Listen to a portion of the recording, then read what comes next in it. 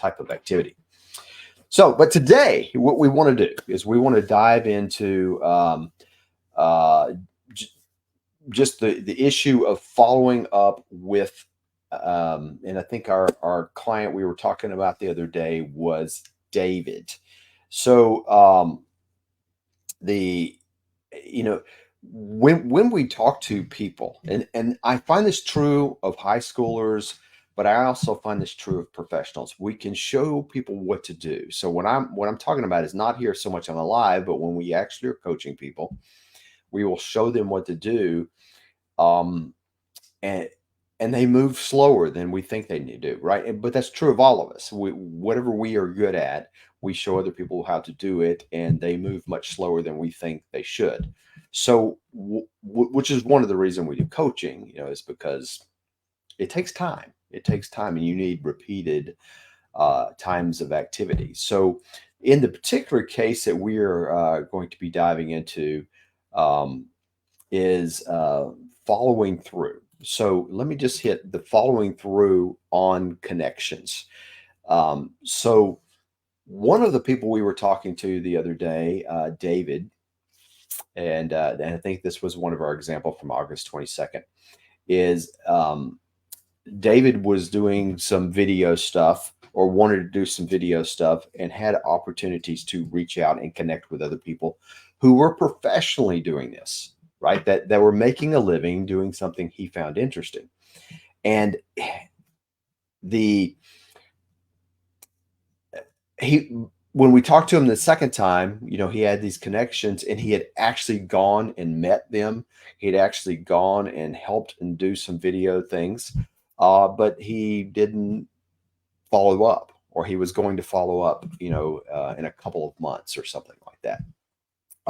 And we all feel awkward, right? And I'd like to say this was a teenager thing. It's not by any stretch. I've coached corporate executives um, that you would think would not feel awkward on something like this, but they do. Everybody feels awkward reaching back out, asking for help, asking for guidance. So this is just one thing that happened as we talked to David and said, okay, you went and you helped this person do some video editing, helped. I don't know how much help, but you were present as they did a video production, and this was for a church. And what would you do that? Now he has the person's name, phone number, text, whatever way they were communicating. I think in this case it was text. And he was going to reach back out to this person later, and it was going to be some time later. So, and if I had to guess, David probably didn't have a real clear picture of when that future time would be. We say in a month or so I will do that, and that doesn't necessarily happen. So how do you get past that? Is once you've made a connection with somebody, you want to reach back out to them within 48 hours. Right now, there's exceptions and everything, but I think the 2-day time frame is really pretty good, because we all forget, right? If you send me an email or you send me a text message or you send me a LinkedIn connection, whatever you do to communicate with me, if I haven't responded in 2 days, now maybe it's just because, I haven't been looking at anything. No, I don't mean over the weekend necessarily. I just mean over 2 regular working days. If I haven't responded in a while, I've probably forgotten it, and it's probably moved past my, things move out of your mailbox. They move out of if you're texting, they fall down so low in the list that you don't respond to them. And we don't mean any harm. People don't mean harm to do that. I do that with family members that I see text from them. I will get back to them, and it pushes so far down the chain, I totally forget that they texted me, or that happens in email. So that happens on every platform. So if you don't hear back from somebody, reach back out. Most people are willing to help. They will oftentimes, when I get a text from somebody, or when you get an email from somebody, and you're not quite sure what to do with it, like somebody's asking for help, you'll just let it sit there sometimes. And that second prompt would be, oh yeah, I need to answer that person. And that will get things moving. So, but I like a simple script, when you've connected with somebody, um, maybe you've met them, maybe you met them at church, maybe you've just, said hello, maybe you've just done nothing but email. Is this use some kind of simple script and use the same script? So in David's case, it was like, and as a matter of fact, he sent me the script he was going to use to reach back out to this person that did the video, and he did. And it was, "Hi, my name is David. It was great meeting you the other day. I'd love to continue our conversation on the video topic, and let me know if you're free to chat." And in his case, he had actually helped and said something along the lines of, I'd be interested in helping more. So it was simple, right? And that's what we need is because we don't need a bunch of words. Nobody wants a bunch of words. Don't send a resume, by the way, when you're doing this. So and if you've had this, I mean, so any of you that had this experience, I would love to see, share in the comments, or let us know what's worked for you. Is there's been some kind of script, some kind of way you've reached out to people that has worked really well for you? So that's the first issue. It's just following up on connections. It's so critical.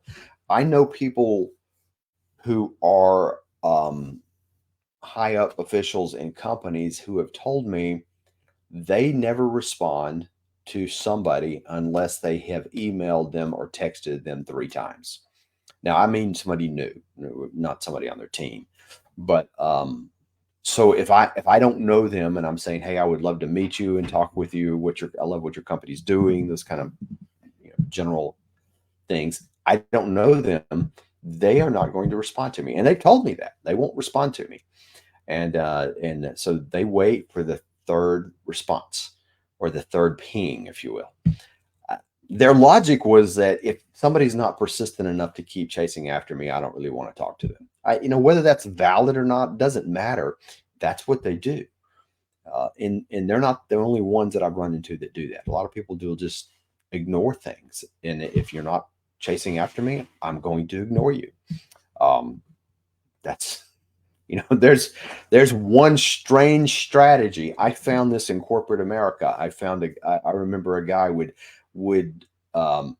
basically, he wouldn't delete emails, but he would just let them stack up, and they would stack up together. How you can group emails. And if even somebody from his corporate headquarters, if they pinged him once, he just ignored it. And when they pinged him the second time, he might respond. But by the third time, he figures, well, now they really mean it. And a lot of times at that point, they would just pick up the phone and call him. But that was his methodology of triaging the volume of email he got, is ignore it all initially.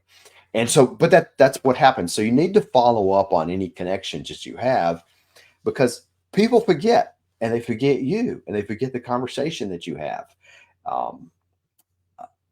I'm always doing this. I'm always seeing people will send me an email and say, and they will start the sentence as if I remember what we were talking about.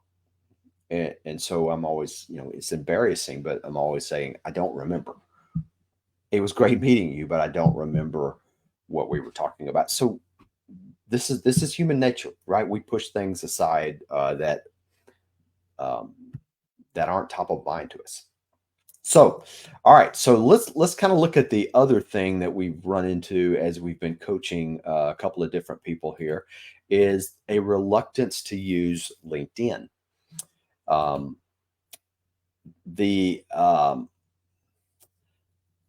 I see this. I've seen this with some of the people we're coaching in the homeschool world, but I also see this in my university role with people who are getting master's degrees, and they will build LinkedIn profiles, and I will get on their LinkedIn profile, or we will be on a Zoom call. We will be talking, or we'll be sitting there together, and we're looking at their LinkedIn profile, and they're saying, "I'm not making any connections, and nothing's working here." And I will look at their profile, and let me just pull up LinkedIn here just to kind of show you what I'm talking about. So I'm here inside the platform of LinkedIn.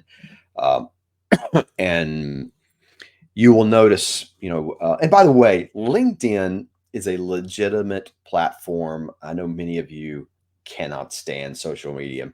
Some of you may have used LinkedIn at work, some of you may never have used it, but it's a legitimate platform. And it's owned by Microsoft. It's unlike Facebook and LinkedIn, Instagram, and many of the others, and that is really work based. And so you can be on it and have very little interact. You can turn off all the notifications, and you can get the benefits of it without really engaging ongoing like you would on most social media. So, but we can look here at this at some of these people, and this is, if I'm not mistaken, person that is actually in one of our graduate programs. It just says student at UAB. But notice, and now in this person's case, they have 353 connections, which is not bad. Now that means they've gone in there and they found somebody and they hit the connect button to connect with them. And usually it's somebody they know, it's a faculty member, it's a friend, it's a coworker, it's a family member, right? But they building connections in here is important because that's the way the algorithm works. What I see a lot of people do is they will create a LinkedIn profile and they really will connect to like 2 people, and we'll come in here and that thing where it says 353 connections will have 2 or 4 or 10. And that's not what you want. What you want is to get that as big as possible. And because the way LinkedIn works is when you search something, like if I come up here and search, I'm gonna just search on video.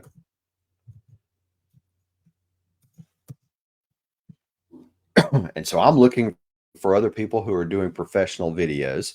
I'm going to click on the link here that says people. And what that means is I'm looking for people that have in their title video. And so the fact that I have enough connections, you see where this says second, or third or first, is these people are a first connection is somebody I'm directly connected to. When it says second, that means this Eric guy is connected to Sally, and Sally is connected to me, right? We're two apart. And third means, just one more, Sally to somebody else to that to this I can't read the name, Cleo here. Um, Now, so it's important for LinkedIn that I have connections. If I have no connections, then I'm not second or third to anybody. And as we know from the what's called the 6 degrees of separation, that you're 6 people away from pretty much anybody in the world, 6 connections away from anybody in the world. It's named after some actor, and I forget his name. It doesn't matter. But it's pretty accurate, right? As we look at the game, if we've played this game in real time before, trying to connect people to presidents, to well-known corporate executives or whoever they are, you'll realize it's fairly easy to get connected, but only for LinkedIn anyway, only if you actually have some of your own connections. So it's important for you to do this. So if I look back over here, and let me back up and just say, um, and these people right here, when it says my network, these people are trying to connect to me. So this is how it looks when somebody connects to you. You can either ignore it or accept it. And so here is Joshua. I don't know. I don't really know who Joshua is or what he's doing. But notice he is a third connection, and he is asked to connect to me. He's vice president of technology at some company. But notice the main thing is he has 500 plus connections. What LinkedIn does, by the way, is once you hit 500, that's all it says is 500 plus. And a lot of people look at that. And for one thing, that's important because now Joshua is connecting to me, partly because he's probably trying to sell me something, maybe, but he also is connecting into my network. And that's what he wants to do. And heck, for all I know, I've met Joshua and forgotten about it. So, but that doesn't matter. That's if we look at the other person here, I can't read on the screen. I can't even pronounce his name, so I won't even try to butcher it. So he's president of some software company in Washington, and so he's got the same thing. He's got, so many connections, and you can also see on Instagram you can have followers. Not everybody does that, but I mean, he's got thousands of people following him.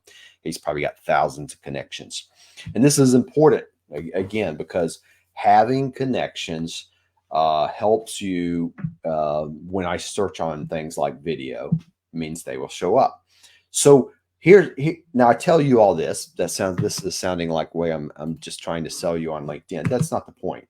The point is if we go back and look at what our students are trying to do, what our kids are trying to do, is they're trying to make connections with people in the field, in the industry that they are going to go to college in or what they're interested in. They're just really trying to explore where it's the best time use of their time and energy.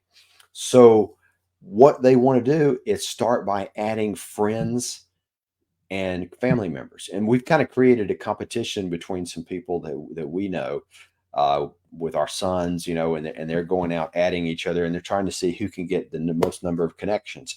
And they're not doing anything but adding each other, right? Friends, they're adding family members, they're adding cousins, they're adding people they go to church with. And if you just think about that for your own kids, there's hundreds of people right there. You probably likely, have 50 or 100 people just within your family and church grasp. You may not know them all well or hang out and talk to them all the time, but they know you. And then you expand that very quickly, just, in the kind of things we're doing, and you end up with 500, which is great, but it doesn't matter. The guy I was just showing you before had 300. He's doing pretty good. So again, this is what we're trying to do. This is what you want to get your sons and daughters to do. So here's a tip that will help you all help your kids. So moms and dads, if you don't have a LinkedIn profile, go to your LinkedIn profile and build one. Again, you can turn off all notifications. Don't worry about that. Connect with moms and dads. Connect with everybody in your network. Connect with your family members. You don't have to have a conversation. Like if you connected with me, I'm just going to get a connection notice. I can say accept. Boom, we're connected. We're first connections now. So if you're customers of us, we should be connected, right? So then what you want to do is, so moms and dads, you can be connected to a lot of people just because you already know a lot of people at church and your various many activities, because having kids makes you know even more people, right? So now when your kid connects to you, they suddenly have your bandwidth. All of your connections are second connections to them. So you can be super helpful to your children as they're doing this by you just doing a good job on your LinkedIn. And I don't mean spending a lot of time. I don't mean doing anything fancy or crazy. If y'all want to know how to set up a LinkedIn, let us know. We'll show you. Many of you have it and you've forgotten it, especially if you're not working right now, even if you are. So anyway, do that. So now the third thing I want to just bring up that I've just noticed just recently is connecting with experts in kind of a social setting. So I was standing around the other day, and this was at church, and somebody who was in the pressure washing business, who has a very large business, was talking to 2 or 3 other people that were standing around. Some of them were teenagers and some of them were adults that were doing pressure wash. Some on the side, some are, hey, I'm thinking I want to be this, I want to be in this kind of practical, down to earth business. And by the way, the guy who owned the pressure washing business has a master's degree in engineering. So this isn't like he was settling like we sometimes think of. He was like, I was looking for something where I would be engaging with people because it gives me the opportunity to spread the gospel and engage and talk to customers. He's very outgoing, and he wanted something he was going to be in front of people and kind of this. He experimented with this kind of handyman service, and boom, he realized this was a great business. And so he's doing better doing this business. So I'm just saying this is a great opportunity. But he's standing there in in a circle of a couple of guys standing there and talking. And I notice he is telling them, "Hey, I'll be glad to help you. I've gotten started. My business is successful. I'll be glad to help you. Just tell me what you need. Here, take my phone number." They were sharing text with phone numbers, connecting to each other. This guy was begging to help these people because number one, it's just his personality. But he was saying, let me help you not make the mistakes I made. Let me help you be successful. Let me help you do this business, whether you're trying to do it just on the side for a weekend gig, or you're some teenager trying to make some other money. Whatever you're doing, let me help you. And he was given some quick advice right there. Don't waste your money on this. Don't waste your money on this. Just go do. So I see that example all the time. Find people around you, and that's what we are trying to do here. Is we are trying to connect with experts, and the experts, all this means is somebody who's done what you want to do already. All right, so I'm just following back up. I'm asking you if you will share this, Facebook feed or wherever you're seeing this. Give us a like, give us some feedback. The topics that we're looking at for the next ones again are, hey, it's time to change curriculum. What do I do? We're going to be looking at some of our entrepreneur type stuff and some of the chat GPT. If anybody's interested in that, or really any of this stuff where we've been talking a lot about as we're beginning the many people's senior or many people's junior year, helping them figure out where they want to do, figure out where they want to spend time and energy, at least initially in their career. All right. So I'm going to call that a wrap today, and we will be back with you next week. By the way, we send out the email on Tuesday with a link to this and all the details about what we're doing. And oftentimes we have coupons and things like that in those emails. So if you're not on our email list, then go over to AskDrCallahan.com, and there's a place to get on that, and we'll be in touch with you. All right. We'll end for there, and we will see you next week.